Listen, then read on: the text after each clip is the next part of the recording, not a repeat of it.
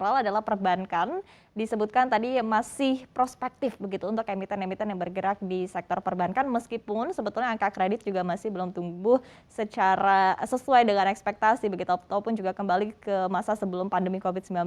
Nah, seperti apa kalau Anda bisa jabarkan mengapa sektor ini juga tetap bisa dikatakan prospektif?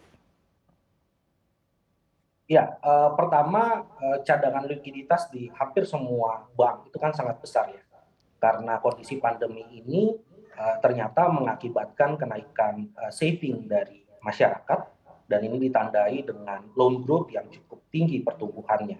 Sorry, maaf, maksud saya, deposit growth yang mengalami pertumbuhan cukup baik. Nah, sehingga cadangan likuiditas ini, tinggal menunggu waktu saja untuk disalurkan oleh, sistem perbankan dalam bentuk kredit. Tapi bukan hanya loan growth yang nanti akan menjadi pendorong kinerja keuangan dari sektor perbankan. Ketika ekonomi membaik, ketika terjadi pemulihan, NPL dari bank-bank ini akan mengalami penurunan, provisinya juga akan mengalami penurunan, sehingga dari sisi net interest income dari pertumbuhan loan itu akan naik, tapi dari sisi provisioning justru mengalami penurunan, sehingga dampaknya terhadap kinerja dari laba bersih bank-bank ini akan sangat baik menurut saya ke depan. Dan bank itu dari awal kami selalu punya view bahwa sistem perbankan atau sektor perbankan itu akan menjadi motor yang mendorong kecepatan dari recovery pertumbuhan ekonomi Indonesia.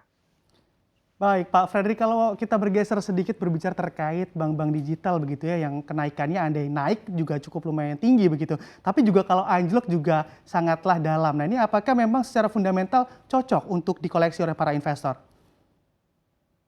Ya, kalau kita bicara bank digital itu kan sebenarnya yang lebih dibeli adalah ekspektasi jangka panjangnya. Nah, sehingga memang, karena sentimennya itu sifatnya jangka panjang, sehingga terkadang ketika laporan keuangan keluar, kinerja real dari perbankannya itu tidak mencerminkan ekspektasi yang sedemikian tinggi, sehingga mengakibatkan volatilitas.